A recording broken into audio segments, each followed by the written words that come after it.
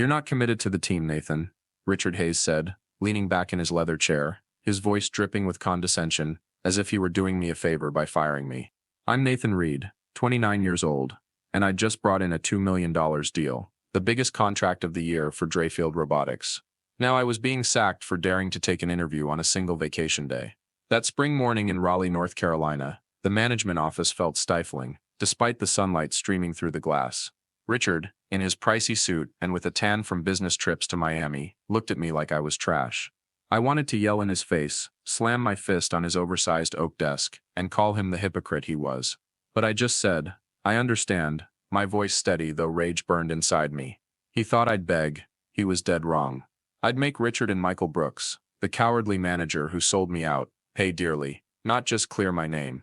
I wanted them to lose everything, their reputation, their money, the empire they built on lies. As I left his office, my colleagues' stares felt like needles, but I held my head high. In my beat-up Honda Civic in the parking lot, I swore to myself, "Richard Hayes, you'll regret this day. I'll destroy you." It wasn't just a promise, it was a vow I etched into my soul, and I'd keep it at all costs. I stood at my desk in Drefield's open-plan office, feeling like a defeated gladiator on display. The sleek glass walls, glowing computer screens, and the clatter of keyboards couldn't mask the fakeness of this place. 4 years ago, I'd come here with a business degree from State College. Not stellar, but I had a knack for talking to people, for solving their problems. My dad, John Reed, used to say, "A good salesman sells products, a great one solves problems." He'd spent 30 years in pharmaceutical sales, missing a few of my baseball games, but always making sure we never worried about money. When I landed the Drefield job, he was proud, said it was a solid company with room to grow. I believed it. Worked 60-hour weeks, learned everything about industrial automation, built client relationships from Georgia to Virginia. I won Rookie of the Year, then Top Performer the next year. But now, it all fit in a cardboard box, smaller than a microwave. I grabbed the box from the supply room, my colleagues' glances stinging like pins. News spreads fast at Drefield, faster than traffic on I-40 during Raleigh's rush hour. I didn't have much to pack. A coffee mug my sister Hannah gave me last Christmas engraved with my hero, a few pens that still worked, and a tiny cactus I'd somehow kept alive under fluorescent lights. 4 years of dedication, and it all fit in a box, no bigger than a toaster. Lauren Mitchell, the HR rep with her blonde hair pulled tight, stood nearby, keys jangling. She watched me like I might steal the stapler or set the office on fire. $2 million, I thought. The Abbott manufacturing deal. I'd flown to Chicago 3 times, paid out of pocket because the company couldn't justify the expense. I missed my cousin's wedding, worked weekends, and now they thought I'd swipe a stapler.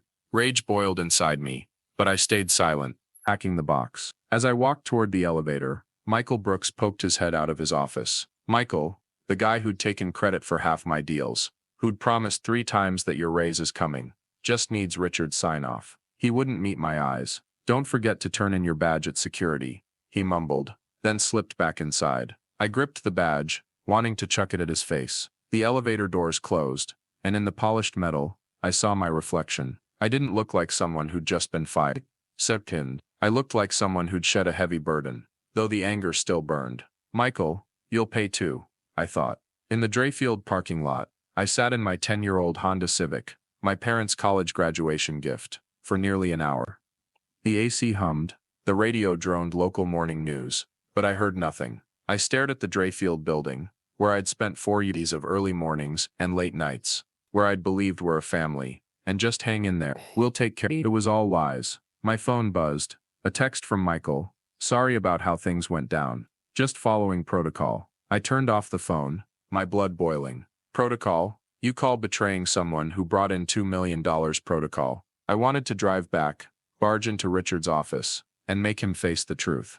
But I knew a smarter way to get revenge. I'd make him lose everything, piece by piece. I drove 10 miles back to my apartment, in downtown Raleigh, past green trees and glowing billboards. My place was small, but I'd never complained. I set the cardboard box on the kitchen counter, popped open a bitter IPA from the local shop. Sitting on the couch, I watched the afternoon sunlight creep across the window. The first time in years I didn't check emails or draft proposals. I thought about Hannah. We used to be close, but Drefield's grind had pulled me away from her. I'd promised to call, but I was always too busy. Now, with everything crumbling, I realized how alone I was. Michael had the nerve to call Hannah, crossing a line I didn't even know existed. The rage flared like wildfire. My phone buzzed again. 3 missed calls from my parents. A text from Hannah. Nate, you okay? Michael just called me. I froze. He dared drag my family into this. I texted back. I'm fine. We'll call later. But I wasn't fine. I wanted Richard and Michael to feel the sting of betrayal, just like I did today. An email popped up from Sarah Coleman at Relin Publishing. Nathan, can you come meet the team at 10 a.m. tomorrow? Oh.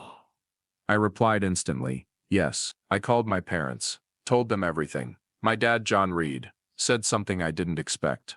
They did you a favor, son. Now you know who they are. No more illusions. He was right. For 4 years, I'd blamed myself for not being good enough, not playing the game well enough. Now I saw it clearly. Richard wasn't just a bad boss. He was a liar. I'd cheat, and I'd make him pay dearly. That night, I lay in bed, staring at the ceiling, my mind racing with plans. I didn't just want to clear my name. I wanted Richard and Michael to lose everything, just like I had today. I closed my eyes, picturing the day I'd stand before them, holding the truth, and tear their world apart. It wasn't just justice. It was revenge. I sat on the couch in my small Raleigh apartment, a bitter IPA in hand, my eyes fixed on the cardboard box holding the remnants of my 4 years at Drefield Robotics. The coffee mug my sister Hannah gave me last Christmas, engraved with my hero, was a painful reminder of the days I still felt like myself. 4 years I'd poured my sweat and soul into that company, brought in a $2 million deal, only to be stabbed in the back by Richard Hayes and Michael Brooks for taking an interview on a vacation day. I'd believed their empty promises. We're a family. Just hang in there. We'll take care of you. Now, in the fading light of the afternoon, I saw it all for what it was. Lies. 4 years of grinding, delivering a $2 million contract, and they fired me like I was nothing. The rage inside me burned like a wildfire, not just to clear my name, but to destroy them. Richard with his fake smile, Michael with his cowardice. I'd make them lose everything. My mind drifted back to my early days at Drefield, where it all began. I joined the company fresh out of state college, my business degree nothing special, but I had a knack for talking, for earning clients' trust. My dad, John Reed, taught me that through his 30 years in pharmaceutical sales, a good salesman sells products. A great one solves problems. He'd missed a few of my baseball games, but always made sure we never went without. When I got the Drefield job, he clapped my shoulder and said, "Good company, Nate. Plenty of room to grow." I believed him, believed Drefield was where I'd build my future. For the first 2 years I worked like a madman, 60 hours a week, driving 15 miles from my apartment to Drefield's office every morning, stopping at Starbucks for a $5 coffee. I learned everything about industrial automation, built client relationships from Georgia to Virginia. I won Rookie of the Year, then Top Performer the next year.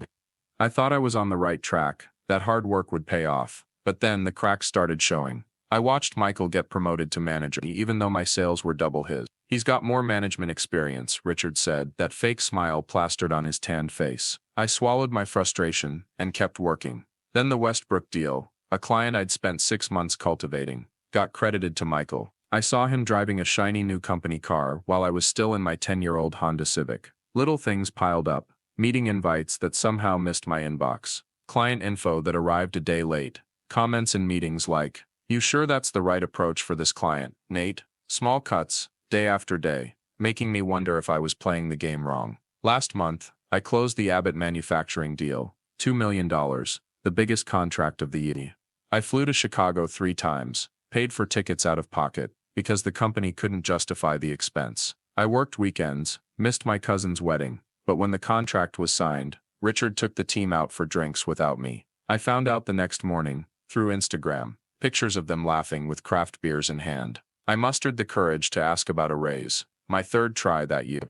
Richard looked at me and said, "Timing's not right, Nate. We're restructuring compensation." That was the last straw. That night, I opened my laptop, and for the first time in 4 years, updated my LinkedIn profile. A week later, Sarah Coleman, a former Drefield client now at Relin Publishing, messaged me on LinkedIn. "Nate, we should catch up." We met for coffee at Jabala, in downtown Raleigh, where the smell of espresso mixed with indie music. Sarah said Relin was looking for someone to head their business development division, someone with technical sales experience, like me. I took a vacation day, one I'd earned after countless weekends, and went to the interview. I put on my best suit, drove 12 miles to Relin's building, a spark of hope flickering. I didn't know someone spotted me in the lobby and tipped off Michael. The next day, it all came crashing down. Richard called me into his office, fired me for lack of commitment. Michael stood outside, avoiding my eyes, muttering, "Don't forget to turn in your badge at security." I went back to my apartment, feeling like a failure. I called Hannah, wanting to tell her everything, to apologize for drifting apart over the past year. But she didn't answer, probably tired of my broken promises to call. I sat on the couch, beer in hand, rage burning like a furnace. Richard and Michael didn't just steal my work. They stole my trust, my time, and my family. Hannah, who used to be my biggest supporter. I opened my laptop and started jotting down every injustice I'd endured. The deals they stole, the empty promises, the times I blamed myself for not being good enough. I pictured the day I'd stand before Richard and Michael, holding the truth, and tear their world apart. My phone buzzed. An email from Sarah. "Nathan, the team wants to meet you. 10 a.m. tomorrow, okay?" I replied instantly, yes. I knew this was a chance to start over, but it wasn't enough. I wanted them to feel the sting of betrayal, like I did now. I took another sip of beer, the bitterness blending with my resolve. They'll regret underestimating me. I sat in my new office at Relland Publishing, looking out over Raleigh's streets, through the glass window, feeling like I'd been given a second chance after the nightmare at Drefield Robotics. Just days ago, Richard Hayes fired me for taking an interview on a vacation day, despite my securing a $2 million deal. Now I had a fresh start, an office with a door, and a team that believed in me. But the relief didn't last. A letter from Drefield arrived, accusing me of violating a non-compete agreement, threatening to drag me into a lawsuit. Rage flared inside me like a wildfire. Richard didn't just want me out. He wanted to ruin me. But he was dead wrong. I'd make him pay, not just through the law, but by tearing down the reputation he'd built on lies. Relland's office was bright, a stark contrast to Drefield's stifling atmosphere. I drove 12 miles from my apartment every morning, stopping at Jabala Coffee for a $5 latte, feeling like a new man. Sarah Coleman, who recruited me, said the team was impressed with my track record, especially the Abbott deal. "We need someone like you, Nate," she said, her smile genuine. I started learning the systems, meeting the team, and for the first time in years, felt like I belonged. But that letter from Drefield was a knife in the gut, reminding me Richard wasn't done with me. I opened the letter at my desk, its cold legalese claiming I'd violated a non-compete agreement and must cease employment at Relland immediately, or face a lawsuit. I dug through my old Drefield paperwork, offer letter, contract, performance reviews. There was no non-compete clause. I was certain I'd never signed one. But when Drefield's lawyer sent a document with my signature, my heart sank. It looked like my signature, but I didn't remember signing it. "Did you sign anything during a review?" Sarah asked, her voice tense. I thought back to 3 years ago, after winning Rookie of the Year. Richard handed me a stack of papers, saying just routine updates, sign where it's marked. I'd trusted him. Now I knew it was a trap. I drove back to my apartment, anger making my hands grip the steering wheel tightly. Richard hadn't just fired me. He'd forged documents to choke my future. I cracked open an IPA from the local shop, sat on the couch, and called Hannah. This time, she picked up. "Nate, you finally called," she said, her voice a mix of relief and reproach. I told her everything. The firing, the letter, the forged signature.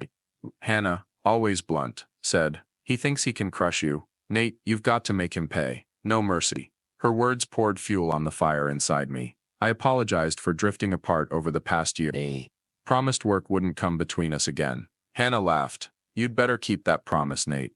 For the first time, I didn't feel alone. The next morning, I got a call from Emily Watson, a Drefield accountant. Her voice trembled over the phone. "Nate, I shouldn't be calling, but you've always been kind to me. You need to know the truth." She said that on the day I was fired, Richard went into the server room, downloaded all my client data, then deleted the originals, and pinned the theft on me. "I can't come forward," Emily said. "I need this job." She hung up before I could thank her. My rage exploded. Richard wasn't just forging documents. He was framing me to cover his own crimes. I passed Emily's information to Relland's lawyer, but I knew the law alone wouldn't cut it.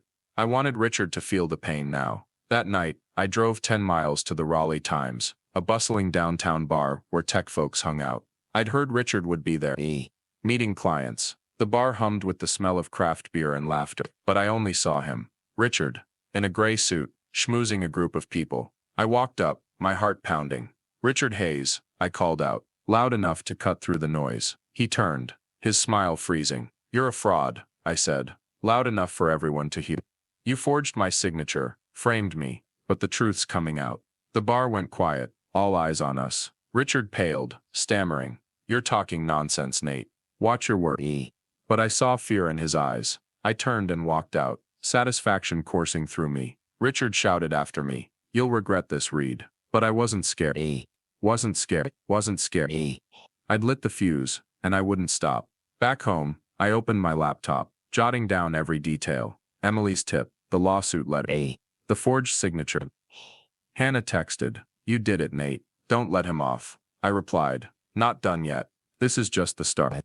I knew the next step was finding hard evidence, not just to win the lawsuit, but to expose the truth publicly, make Richard lose everything. I took a sip of beer, the bitterness blending with my resolve. He won't escape me. I sat at a wooden table and brewed coffee in downtown Raleigh, the afternoon sun streaming through the glass window, casting light on my untouched latte. The smell of espresso mingled with indie music, creating a familiar vibe, but my mind was laser-focused on the war against Richard Hayes and Michael Brooks. After confronting Richard at the Raleigh Times bar, calling him a fraud in front of a crowd, I knew I'd lit the fuse. But to win, I needed evidence, not just to clear the forged accusations from Drefield Robotics, but to destroy them. They fired me for taking an interview on a vacation day, despite my $2 million deal, then framed me for breaching a fake non-compete and stealing data. The rage inside me burned like wildfire, and I swore I'd make them lose everything. Reputation, money, the empire they built on betrayal. Daniel Foster, a former Drefield employee, messaged me on LinkedIn after the bar incident. I know what you're going through, he wrote. Richard ruined me too. I drove 10 miles from Relin Publishing's office to Brew, my old Honda Civic rattling along I-40. Daniel walked in, lean, with salt and pepper hair, and tired but sharp eyes. You're not the first, he said, his voice low, sitting down with a black coffee. He told me that 3 years ago, Richard stole his sales, fired him for poor performance, and used his client list to land a major deal. I lost my job, my house, Daniel said, his gaze distant. But I kept this. He handed me a USB drive, internal emails, fake invoices, records of Richard skimming commissions. I saved them to protect myself, but you need them more. I gripped the USB, feeling like I held a bomb ready to blow Richard's world apart. Back at my apartment, I plugged the USB into my laptop. The emails revealed a web of fraud. Richard funneled employee commissions into a personal account, faking invoices to cover it up. One email from Michael to Richard read, Nate's close to closing Abbott. Don't let him know about the commissions. My fists clenched, blood rushing to my head. They didn't just steal my work. They planned it from the start. I called Hannah, my sister, who'd become my biggest ally since we reconnected. Nate, you've got the evidence, she said over the phone, her voice electric. Post it on Twitter. Let all of Raleigh know who Richard really is. I hesitated, worried it could cost me my job at Relin. But Hannah was relentless. He wants to ruin you, Nate. Don't let him get away. Go big. Her words poured fuel on the fire inside me. I opened Twitter and drafted a post. Richard Hayes, VP of Drefield Robotics, forges signatures, skims commissions, and frames employees. The truth is coming. #Drefield fraud. Hannah, sitting beside me in my apartment, tweaked it. Add #justice for Nate. Nate, make it spread. I hit send, my heart pounding.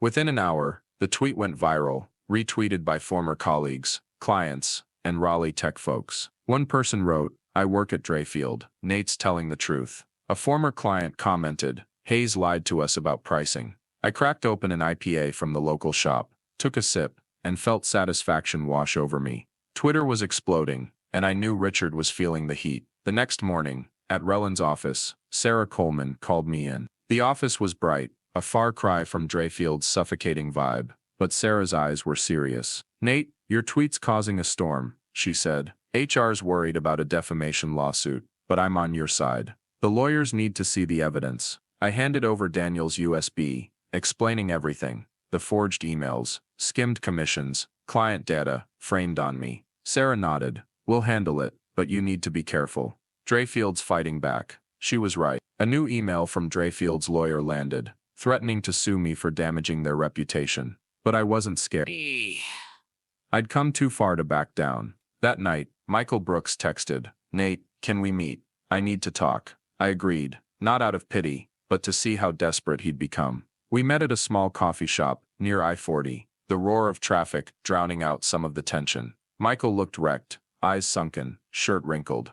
"I didn't want things to go this way," he said, his voice shaking. "Richard forced me to report you. Forgive me, Nate, I'm begging you." I stared into his eyes, ice cold. "Forgive you? You sold me out, Michael. You picked the wrong side." He bowed his head, muttering apologies, his hands trembling as he clutched his coffee. "You don't understand," he said. "Richard will destroy me." I stood up, leaving him with his cold coffee. "You destroyed you.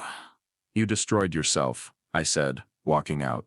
I didn't need his apologies, I needed him to pay. Back at my apartment, I checked Twitter. #Drefield fraud was trending in Raleigh. Former colleagues posted about Richard slashing their commissions. Clients threatened to pull contracts. The community was livid, and I felt the tide turning. I messaged a Business Insider reporter on Twitter anonymously. "I have documents on Drefield Robotics fraud." I attached a few emails from Daniel's USB, carefully redacting sensitive details. The next morning, the article dropped. Drefield Robotics faces allegations of commission fraud, forged documents. Richard's name was front and center, with details on his commission skimming and fake signature. Twitter erupted, with employees piling on, clients demanding answers. I drove 8 miles to Hannah's place in Raleigh's suburb, a cozy apartment, with framed art and the smell of fresh-baked cookies. "You did it, Nate," she said, raising a beer and a toast. "The whole city's talking about Richard."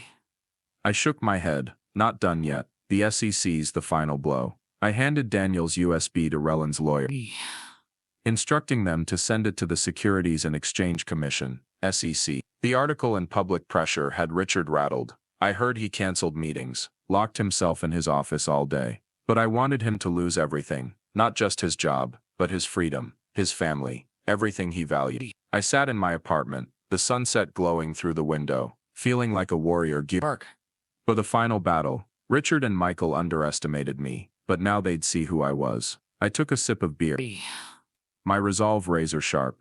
This is just the start of their downfall. I sat in my office at Rellen Publishing, gazing out the window at Raleigh's bustling streets, where cars streamed along I-40 as they did every day. But today, the air felt different. The morning news on the office TV broadcast, images of Drefield Robotics headquarters being raided by the Securities and Exchange Commission, SEC security guards blocking the entrance, and police escorting boxes of documents to vans. I sipped my takeout coffee from Jubala, a wave of satisfaction washing over me. Richard Hayes and Michael Brooks, the men who fired me for taking an interview on a vacation day despite my $2 million deal, were finally paying the price. My tweet, the Business Insider article, and Daniel Foster's USB evidence had backed them into a corner. But I wasn't done. I wanted to stand face to face with Richard, look into his eyes and watch him lose everything: reputation, money, freedom. Days earlier, my tweet with #Drefield fraud had gone viral across Raleigh, retweeted by former colleagues, clients, and tech folks. The Business Insider article, based on documents I'd sent anonymously, exposed Richard's commission skimming and forged signatures. Twitter exploded, with Drefield employees piling on and clients canceling contracts. I'd handed Daniel's USB to Rellen's lawyer, instructing them to send it to the SEC. Now the TV screen showed the fallout. Drefield was crumbling, and Richard had nowhere to run. But he still tried to pin the blame on me, sending a new lawsuit accusing me of defamation to save himself. He was wrong. I didn't just want justice, I wanted him obliterated. I drove 8 miles to Hannah's place in Raleigh's suburbs, a cozy apartment adorned with framed art and the smell of fresh-baked cookies. Hannah, who'd pushed me to post the tweet and show Richard no mercy, greeted me with a tight hug. "Nate, you did it," she said, cracking open a local IPA. "The whole city's talking about Drefield. Richard's finished." I smiled, clinking my bottle with hers, but the fire still burned inside me. "Not yet, Hannah. I want to see him fall in front of me." She nodded, her eyes gleaming. "You'll get there. He deserves it." We sat on her couch, watching the evening news, footage of Drefield employees protesting outside the headquarters, demanding compensation for stolen commissions. I felt proud, but wrestled inwardly. Revenge felt exhilarating, but I wondered if I was going too far. Hannah, as if reading my mind, said, "You didn't do anything wrong, Nate. He brought this on himself." The next morning, Sarah Coleman called me into Rellen's office. "Nate, the SEC arrested Richard and the CFO," she said, her voice a mix of shock and relief. "Drefield dropped the lawsuit against you. They've got no ground to stand on." I nodded, unsurprised. Daniel's evidence was airtight. Emails, fake invoices, Richard's offshore accounts. Sarah handed me paperwork from the lawyer. I'd been awarded $147,000 for wrongful termination and defamation. You earned this, Nate, she said. I thanked her, but the money wasn't what drove me. I wanted to face Richard, to let him know I was the one who brought him down. The court date at Raleigh's courthouse came like a storm. I drove 15 miles from my apartment, my Honda Civic rattling along I-40, my heart pounding at the thought of Richard. The courthouse was an old red brick building, its interior cold, with the smell of polished wood, mixing with the murmur of lawyers. I sat in the front row, next to Relland's lawyer, watching Richard walk in. He was no longer the smug VP in an expensive suit. He looked haggard, hair disheveled, eyes sunken, his suit wrinkled. He glanced at me, his gaze filled with hatred, but I just stared back, cold and unflinching. Relland's lawyer presented Daniel's USB evidence, each email projected on a large screen. The judge asked Richard, "How do you explain these offshore accounts?" He stammered, his voice trembling. I don't know anything about them." I stood, permitted to speak. Richard Hayes forged my signature, framed me for stealing data, and skimmed commissions from dozens of employees. I said, my voice steady, echoing through the room. He thought he could ruin me, but this is the truth. I handed over an additional email from Daniel, showing Richard ordering the deletion of my data. The courtroom went silent, the judge's eyes sharp. Richard bowed his head, unable to meet anyone's gaze. I sat down, feeling like I'd landed a fatal blow. The trial ended with a verdict. Richard was arrested for financial fraud, facing prison time. The CFO took a plea deal, agreeing to testify against him. Drefield went bankrupt, its assets liquidated to pay debts. I left the courthouse, Raleigh's sunlight blinding, satisfaction flooding through me. Richard didn't just lose his job, he lost his family. I heard his wife filed for divorce, and his reputation, with articles branding him the tech industry's con man. Michael didn't escape either. He was indicted for complicity, lost his house to debt. I'd done it. They paid dearly, just as I'd vowed. I drove to Hannah's, stopping at a shop for more craft beer. We sat on her porch, watching the sunset paint Raleigh's sky, clinking bottles in celebration. "You're your own hero, Nate," Hannah said, smiling. I grinned back, feeling lighter than I had in years. "Thanks, Hannah. I couldn't have done it without you." We talked about the future, how I'd lead my team at Relland, live true to my values. But deep down, I knew this victory wasn't just for me. It was for everyone Drefield had trampled, for the justice I'd fought for. Back at my apartment, I opened my laptop, checking Twitter. #JusticeForNate was still trending, with hundreds of comments from Drefield employees, thanking me. I took a sip of beer, feeling like I'd shed a massive weight. Richard and Michael had underestimated me, but now they were mere wreckage of the past. I looked out my window, Raleigh glowing under the city lights, and knew I was ready for the future. They lost and I won. I stood before the Relland publishing team in a bright meeting room, sunlight pouring through the glass windows of our Raleigh office, as Sarah Coleman introduced me as the newly promoted head of business development. The team clapped, but my mind drifted to the journey that brought me here. From the day Richard Hayes unjustly fired me at Drefield Robotics, despite my $2 million deal, to the fierce revenge that left him and Michael Brooks with nothing. I'd confronted Richard in court, exposed his fraud, and watched him get arrested, go bankrupt, and lose his family. Michael didn't escape either, indicted and drowning in debt. But now, standing in Relland's office, I felt more than victory. I felt free, as if I'd shed the weight of 4 years of deception. Relland's office was a world apart from Drefield. No suspicious glances, no empty promises. I drove 12 miles from my apartment every morning, stopping at Jubala Coffee for a $5 latte, and worked with a team that trusted me. Sarah said I'd earned the promotion for boosting first quarter sales by 20%.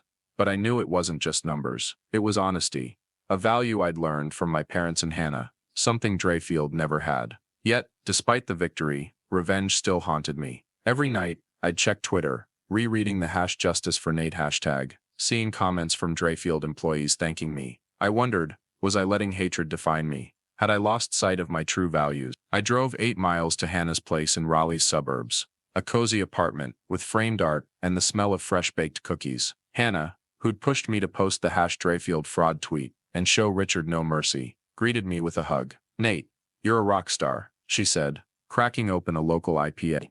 We sat on her couch, reminiscing about old times, like when we'd play basketball in our parents' backyard. "I drifted too far from you," I said, my voice low. "Drefield made me forget family." Hannah smiled, patting my shoulder. You're back now, Nate. That's what matters. She talked about her graphic design job, her dream of opening a studio. I realized Hannah wasn't just my ally in revenge. She was the one who reminded me to live true to myself. That weekend, I drove 15 miles to my parents' house in Raleigh, my old Honda Civic, rattling along I-40. Their red brick home had a front yard full of flowers, the backyard smelling of barbecue. My dad, John Reed, stood by the grill, while my mom, Mary, set the table with bread and salad. Hannah was already there, telling Mom about my tweet. The whole city knows my son's a hero, Mom said, hugging me. I smiled, but inside, I was uneasy. I'd defeated Richard, but had I let hatred blur my values? Dad, as if sensing my thoughts, pulled me to the backyard. You made the bad guys pay the right way, Nate, he said, his voice firm. But don't let it define you. Live honestly, like you've done. He raised his beer. I clinked mine, feeling like I'd been set free. Monday morning, I returned to Relin and posted on LinkedIn. Thank you, Raleigh community, colleagues and family, for supporting me against Drefield's injustice. I've learned honesty is the greatest strength. #Justice for Nate. The post got hundreds of likes, comments from Drefield employees, clients and strangers. A former colleague wrote, "You inspired us, Nate." I read each comment, pride swelling inside me. I hadn't just beaten Richard. I'd shown everyone that justice could prevail. I kept my Honda Civic, even though I could afford a new car now. It was my parents' college graduation gift, a reminder not to take shortcuts, not to cut corners like Richard did. Every morning, I drove through Raleigh, past green trees and glowing billboards, feeling like the city had become my ally. I arrived at Relin, leading my team with honesty, something Drefield never taught me. I looked back on my journey, from the day I was framed, to the day I stood in court, watching Richard crumble. Hatred had driven me, but honesty had won. I sat in my apartment, the sunset glowing through the window, cracking open my last IPA. I thought of Hannah, my parents, and the Raleigh community that stood behind me. I thought of everyone watching this story, those who might be facing injustice like I did. If you're listening, I want to say, don't give up. The truth is your strongest weapon, and you can rise, like I did. I'm grateful to you all for following my journey, from the day I was betrayed to this triumph. If my story inspires you, please hit the like button, subscribe to the channel, and turn on the notification bell so you don't miss what's next. Together, we can fight for justice, and I know we'll win.